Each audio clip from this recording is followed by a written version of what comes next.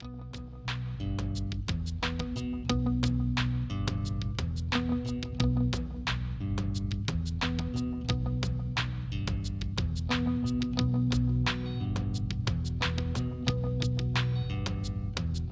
we are, Structure 1515. Welcome. It's great to see you all here. It's a rainy day. There's nothing like hunkering down with your international friends. So thank you for joining. I'm Andrea Stumpf, and I'm a lawyer that worked at the World Bank for many years and saw over time hundreds of partnership programs and trust funds, and have become very passionate about this particular style of partnering in the international community. So I will do this, as I've indicated, with a 15 minutes of presentation. We'll rip through some slides, and then followed by 15 minutes of Q&A or discussion. I will mute and unchat you for the first part and then open the floor afterwards. I think of this a bit like speed dating. This is, I'll call it speed sharing. I'm really going to fly through the topics, and then we can double back just so I can make sure I cover the main points within the time I've allotted myself here. So session 1 is like rock, like water. We are in the realm of international partnership programs in international space. And the thing that is distinct about this category is that we have two essential elements. One is that we have a new dedicated governing body, so some way of convening these partners, and that is then supported by an existing support structure, an existing legal entity.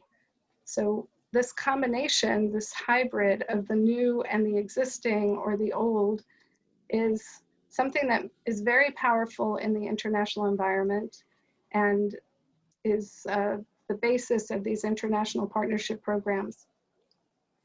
Now, it's usually not enough, because the reality is that most of these partnership programs also need funding. So very frequently you'll also have a funding source. So I'm adding here a third component, which is a trust fund. And that in this environment usually is also a new and dedicated component. So these three components, two of which are specific to the partnership program, and they're in effect leveraging the existing robust operating framework of an entity that already is in place. Okay. So we'd also like to pause here to just be clear that when we talk about supporting entity support, we're also talking about essentially for the governing body, secretariat type support, and for the trust fund, it can be a trustee fiduciary type support. So in this environment, this is just a series of different ones that I've seen at the World Bank. Most of them I've worked on, not all of them. Some of them still exist. Some are really thriving. Some, this goes back, many years as well. Of course, these partnerships really love their acronyms. But if you can see in the right-hand corner, I also make the distinction that we are not talking about things like the Global Fund or the Green Climate Fund, Gavi, EITI. There are others like that, which are legal entities that were created for the purposes of the trust fund instead of leveraging, for the partnership program, instead of leveraging an existing entity. And of course, there's lots of varieties. So these are diagrams in my books, and you can see there's many different ways to structure it. It's one of the benefits of being in international space that there's so many different ways to do this. Okay, so now we want to get to the actual theme of this session, which is like rock, like water. And I think most of you will recognize this as ancient Asian wisdom. You want to be rock, you want to be water. Of course, the idea is that neither is really better than the other, but there are times when rock is really a good modality, other times when it's better to go with the flow. And similarly, in international partnership programs, I would suggest that it's really good to have both modalities at work at all times. So we have here the cat of stability and the cat of flexibility on the rock and going with the flow. These are drawings from my primer, compliments of my illustrator, who happens to be my daughter. But I will now take you through a logic chain that pertains to international partnership programs to explain how this can be very relevant. So of course, we talk a lot about international partnership programs needing to be fit for purpose, to be sustainable. And one way to characterize that is to say that these partnerships have to be contextual. They need to adapt to the environment, the circumstances, their partners, the politics. But of course, for a sustainable partnership, it's not enough to be contextual at the beginning. You want to stay contextual, and that ultimately means you have to be changeable so that you can accommodate and change as the context changes. But of course, if you are all water, if you are just total flex, that's basically a free-for-all. So it is one of the lessons that you can afford to be flexible if you have the underlying stability. Otherwise, you're really looking at complexity and confusion. So in this environment, you want to be able to embed the stability and enable the flexibility at the same time, ideally from the beginning, and keep the balance that way. And for this, I will zero in on two elements in these partnership programs that, on the one hand, give very strong stability, and that would be a charter type document. You could call it a governance framework or governance terms or compendium, partnership framework, many names, but the idea is there's a document that the partners convene around, and that can really build some foundational stability. And at the same time, you can leverage the governing body that we talked about earlier. So this body that reflects the partnership can be leveraged to create flexibility. And here's how it goes. So we'll take the charter and the governing body. The charter is particularly stable if it's a partnership-owned charter, if it's really reflective of the partnership. And the governing body is particularly flexible. You can really leverage it if it is representative of the partnership again. So you want them to both tie into the partnership as a whole. And interestingly, this governing body brings the charter into place by adopting it.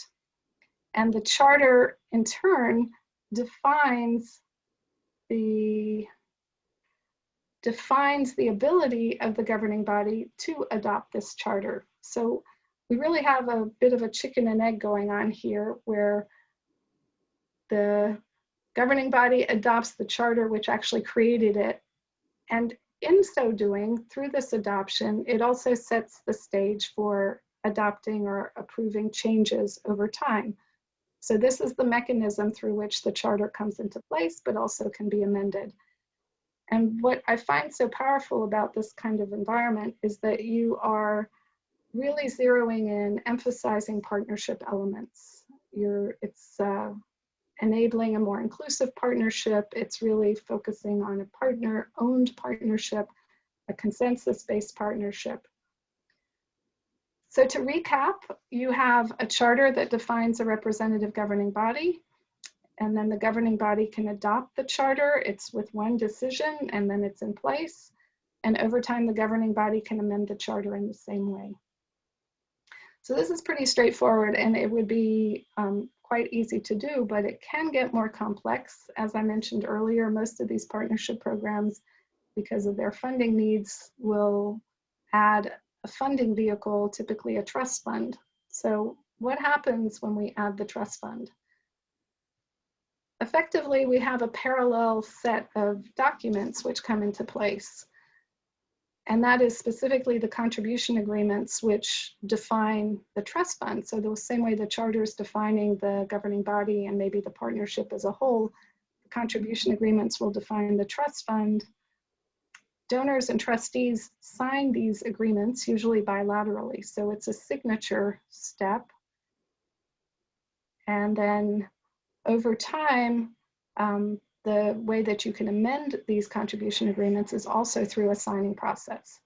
So any of you that have dealt with this know where I'm headed, but it may be obvious that this really complicates matters because you have this very efficient adoption approval mechanism for change on the charter side of things, but the contribution agreements can really become very challenging. I have seen cases where it can take a year, the governing body adopts a change, but the donors having to approve that change in the context of their contribution agreements.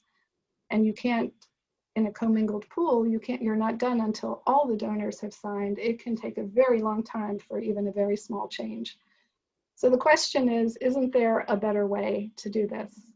And this is where I want the shoe to drop. Yes, there is.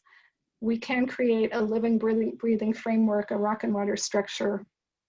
So a situation where the governing body adopts a change to the charter, an amendment, and then that amendment can carry over to the contribution agreements. So I call this the carryover effect. And effectively what you need is an environment where the charter and the contribution agreements are talking to each other and they are developed in tandem. As we already said, the governing body is going to approve the amendment because the charter says it can. So that's written into the charter as a process. And the contribution agreement similarly can say that the trust fund will apply the amendment when the governing body approves it. So you can put in a clause in the contribution agreements that will make this automatic and essentially bypass all these signing exercises. And in this way, you can be done basically all in one with one decision point, no extra steps, no lag time, no need for further signatures. So you've taken this very stable core, the charter, and you've added a very flexible process through the carryover effect to enable comprehensive and immediate change. And there is much more we could say about this, but that is the story, that's the punchline. And I think now, if you'd like, we can turn to some conversation. And I think I managed to keep it just about to 15 minutes, so we've still got a good chunk of time that we can talk. Of course, you know it resonates with me, right?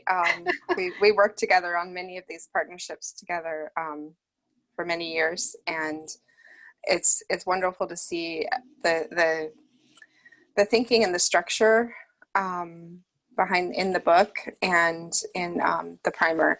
I'm not sure what the next book is. I have the primer now, and it's wonderful to see that you've sort of mapped it all out and made it clear for everyone, because there was always a lot of back and forth, and there was differences of opinion as well. So it's good to see everything sort of laid out very clearly. Thank you. Great, thank you, Diana. So for everyone's benefit, we worked on a number of partnerships at the World Bank, and I wouldn't say that it is standard procedure to use these charters. And there are many cases where it's not helpful, where it's overkill. But in cases where it is useful, and I think in some ways I'd like people to be able to embrace this methodology more than they might otherwise. If you know that it's out there, you can think about whether this is a useful mechanism for the partnership environment that you're in. Yes, and we had several trust funds where we didn't have charters. Only one of the ones I worked on did we have a charter. So, and now that colleagues in the bank are rethinking everything in terms of an umbrella, I think the charter idea would be very useful to revisit for a lot of the umbrellas that they're restructuring. Yeah, what often happens is that the contribution agreements become the focal point because the trust fund is the focal point. People tend to look at the money more than they do the partnership. So the contribution agreements, they're going through all the legal procedures, they're following all the requirements, there's a standard form, you have to have it. So everyone's looking at that. And in a way, you're missing the point that there's this partnership around it, particularly if the partners go beyond the donors. So some of these trust funds only have donor partners, and then the contributions are fine, contribution agreements are fine. But if you have UN agencies or NGOs, CSOs, private sector, developing countries who are recipients but not actually donors, then the contribution agreements fall short because they're limited to the signatories. And that's where a charter really starts to make sense. And then as lawyers, as partners, you have to think about what's the relationship between the fund flow agreements and the partnership agreements. So maybe also, Diana, my second book is called A Book for Builders. It's in the same vein, but it is really focusing in, it's turning much more to the documents and how you align the package to make this work.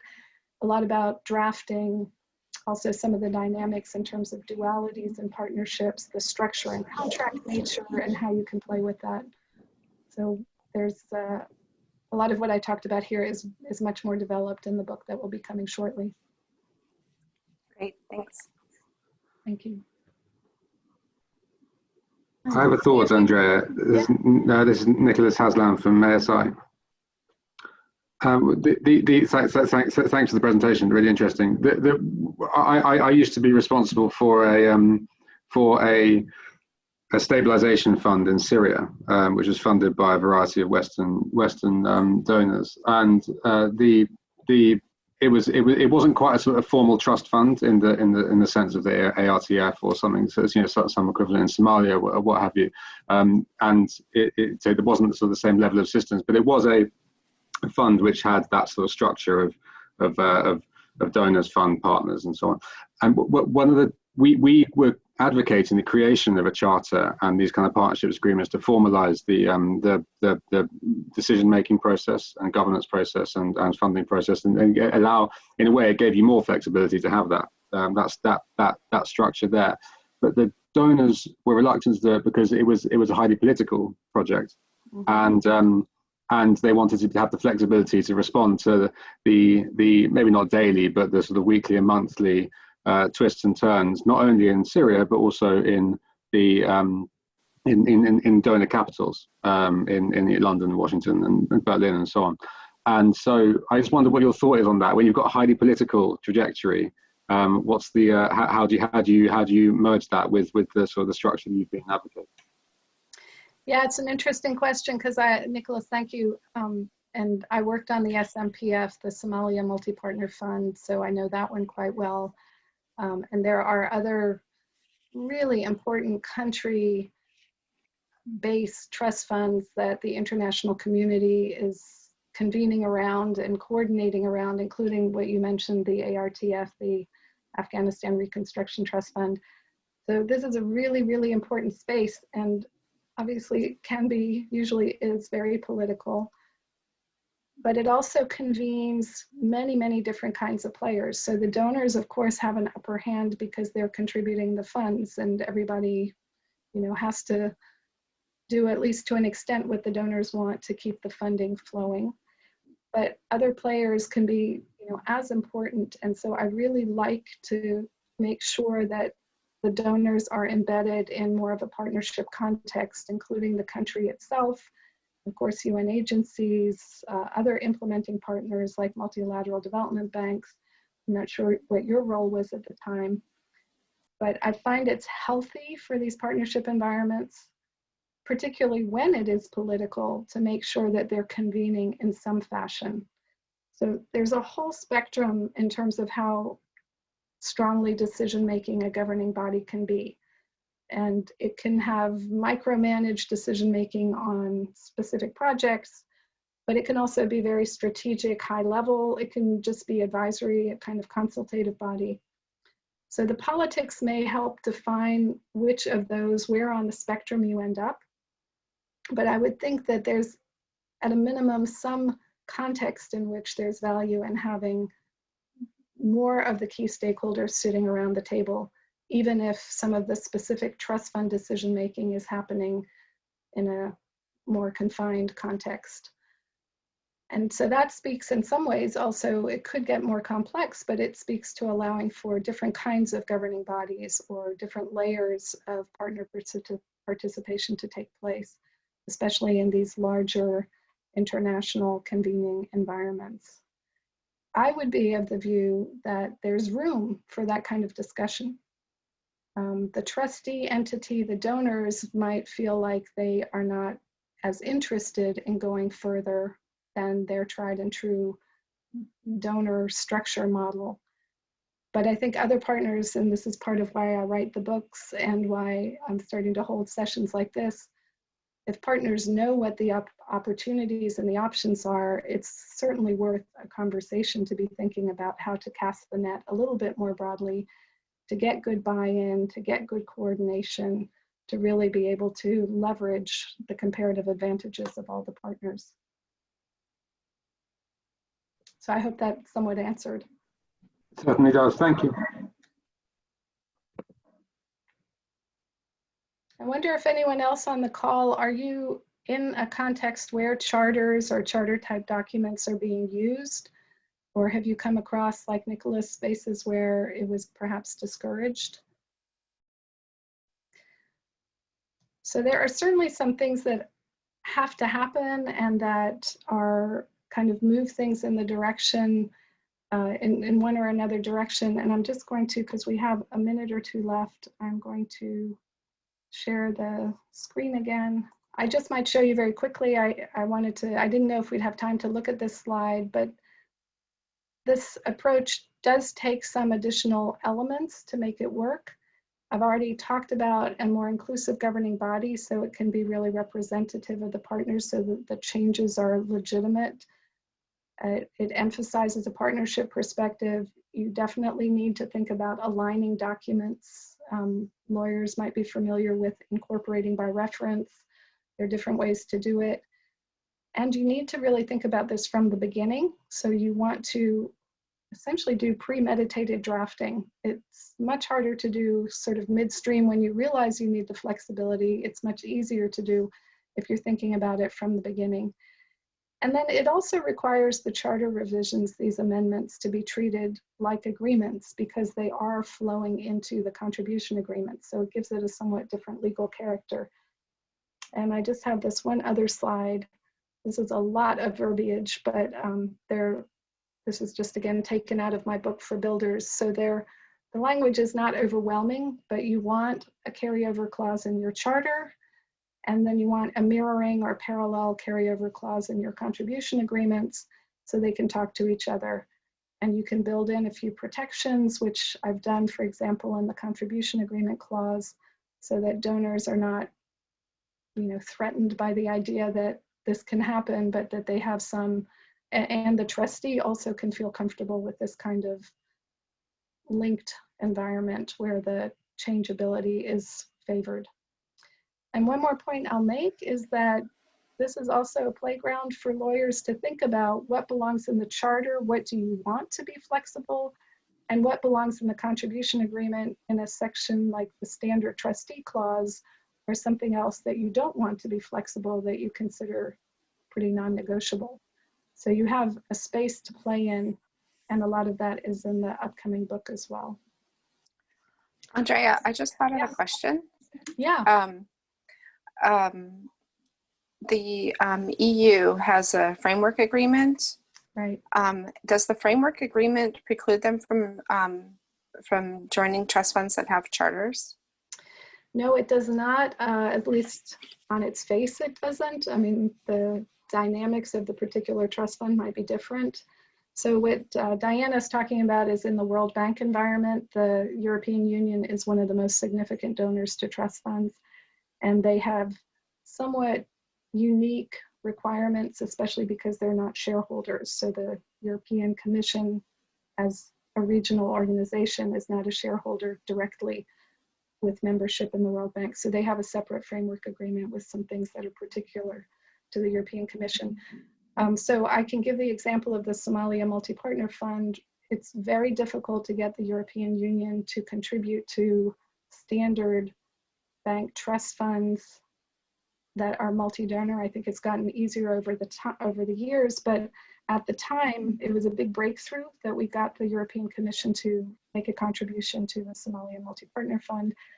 And in that context, there is something like a charter. So there's the SDRF, which is the governing body structure, and it has its own terms, and the donors are sitting on that body. And I love it because it's an umbrella type structure where you have one governance that is governing both, or it has a overarching role with regard to a World Bank Trust Fund and a UN Trust Fund, and perhaps in the meantime also African Development Bank. I mean, you can fit other trust funds under this umbrella governance. So the Somalia Multi-Partner Fund, the European Commission was sitting on this governing body at the same time that it was contributing to the World Bank Trust Fund. In between, there was also a management committee, which was the governance body for the specific trust fund. And the UN had its own specific trust fund governance, but under this overarching environment. So as I mentioned, there are many different, there's a lot of variety as to how to set these up to make it really work within the context. But it's not per se prohibited or unavailable. Good to know. Andrea, I wanted to also get your thoughts. I worked with you for the Global Partnership for Social Accountability, which was started in 2012, and I couldn't help but be struck by the ideas of thinking about contextual and changeable factors. And one of the aspects that was challenging when working with the program was that it was created at a time in response to the Arab Spring. And in some ways, that flexibility wasn't built in, so the program couldn't evolve as the context changed. And I was wondering what some of your thoughts were, and if maybe there would have been ways in retrospect that could have been built in. Yeah, I mean, I've never actually worked on a partnership program or even a trust fund that didn't need some ability to change over time, even if it's very minor. And sometimes the change is very significant and you either start a new trust fund, start a new partnership, but the ability to include change as a mindset from the beginning, or at least the interest in staying contextual and being flexible on certain elements, is, I think, a very healthy one. So you think of the life cycle of partnership instead of just the establishment. I think for a lot of people, once the documents are signed, once everything's in place and launched, people are ready to forget about the documents. And maybe in some ways that's appropriate. You know, you actually want to get on with your business. But for the proper order of things, and also for me, the charter as a partnership document for partners to continue to feel like they own their partnership and they can articulate what their terms are, I find it's a really good feedback dynamic to be able to have that be at the center of for people to actually think of the document as theirs and keep it current. So it's clearly not a situation where you want everything to be flexible. That would just be, you know, too far on the side of water. But if you think about the membership composition of your governing body, that can shift over time. It might be adding, you know, one UN agency, or deciding you're now going to let the private sector sit at the table with you. Those might have not fit in the beginning, but fit a year or two later, and that's an amendment to the charter, you know, and then it carries over to contribution agreements and full stop. That's it, you're done, if you anticipate that. Or you might change your strategy statement. Your mission statement might be slightly tweaked. You know, you might be regional and then go global, or, you know, maybe something even where you're adding different sectors. Those are changes that are feasible within a charter type environment and shouldn't take a lot of effort to make if the partnership is on board for it.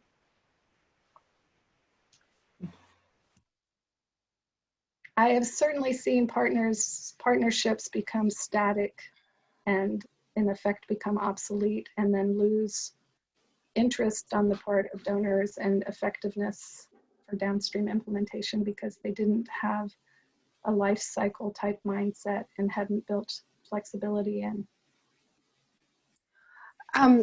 Andrea, so can existing trust funds be retrofitted with a charter? Absolutely. Okay. Now, if you have a trust fund with contribution agreements and you want to add a charter, and again, through the contribution agreements, the changes, the amendments are usually through signed contribution agreements. The first step ends up being a signature exercise. So you have to amend through signatures, you have to do contribution agreement amendments to bring in a charter. But I've seen partnerships do it. The water and sanitation program existed for many years before they realized they were this amalgamation of lots of different trust funds. They wanted to bring it together in a way, and they created a charter. It created a focal point. It made the program and the partnership more central to what was going on. So that was a charter that came in many years later. I've also seen others where there was a charter, but phase one had a particular set of terms, and then phase two was a new and amended, improved charter, and it was sometimes off the same trust fund, sometimes off of new trust funds. So, you know, depending on the circumstances, you're either bringing in a new charter or you may completely overhaul your charter. And any of those things are at least theoretically possible. You have to get the trustee to be on board with you, which can sometimes be hard with the World Bank because it's looking inward more than outward frequently. And you obviously want the donors on board.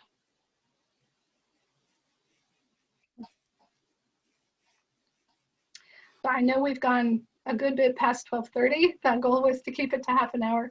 So unless there are other comments, I'm going to do before, if you have just a moment more, I'm going to put on the screen a list of possible topics for a month from now. And thank you for helping me get my sea legs today. So I'd like to do this again in a month. And if you have a preference for a topic, please feel free to put something in the chat. And I'll use your feedback as a way to decide what we're going to do next week. So here we go. All right. So please feel free to stay just long enough to give me your topic in the chat. And otherwise, I'll say thank you very, very much to all of you for participating. And anyone who would like to continue the conversation or just a little more one-on-one or one-off, feel free to stay. I'll stay on the line for a bit, but at least for now, we're formally closed until next month, December 9th. Thank you, everyone.